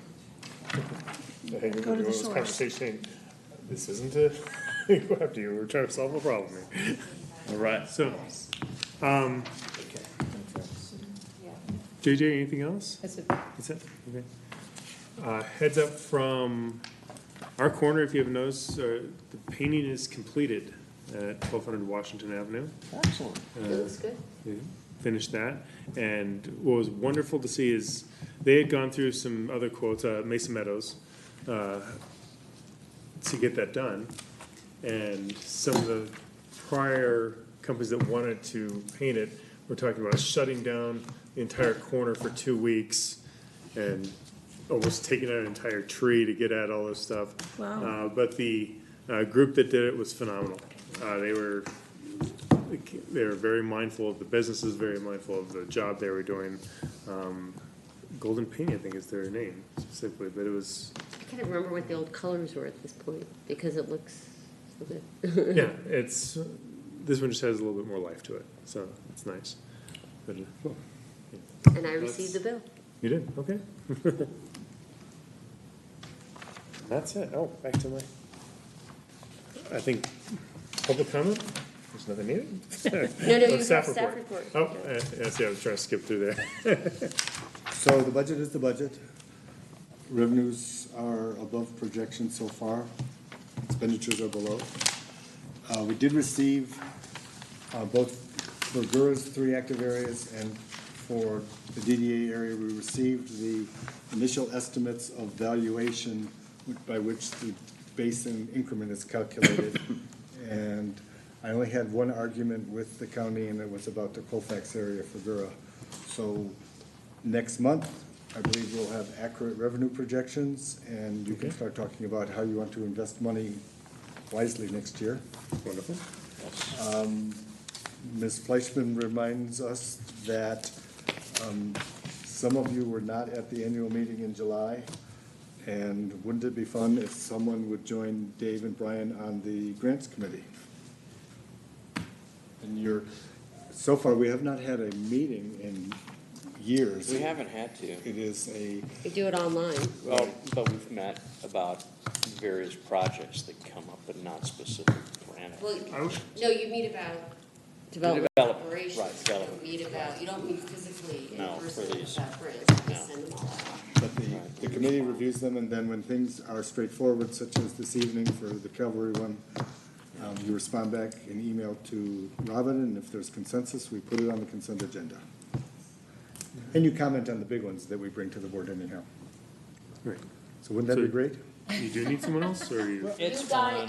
It's up to you. At the annual meeting, whoever's here said, wouldn't it be nice if there was one more person on the grants committee, but it was only 4 of you, so the other people, one of you want to be on the grants committee? Do you want to volunteer? We're gonna assign someone to take a day off. I'm saying, we normally pick the person that's not here, but he's already on the committee, so. So if there's no one, that's fine, but we'll put that out there for now.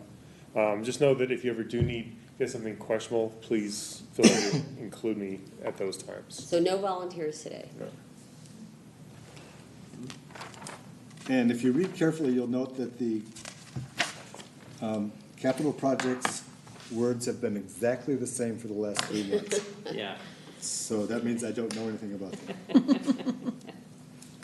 Oh, the basis for the lighting project, Cavalry is making slow progress, but the basis for that block and the negotiations with the building owners will probably be first. Which one is that? The Miners Alley lighting, Decorative lighting. and that since they are building sidewalks and planting areas, they are putting in the bases, which will give us a little head start on that block. When I was here last week, it looked like the basis for the planting, not the. The planters are in The place. planters are in. Yeah, they're. The rain They've been gardens. poured. Thank you. Yeah, I saw those this morning.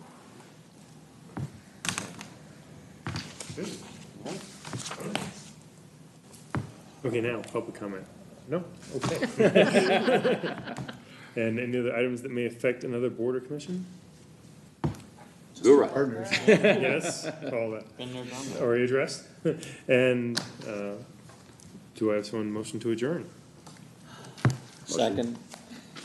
Okay. Dave, good? Discussion? No? Okay.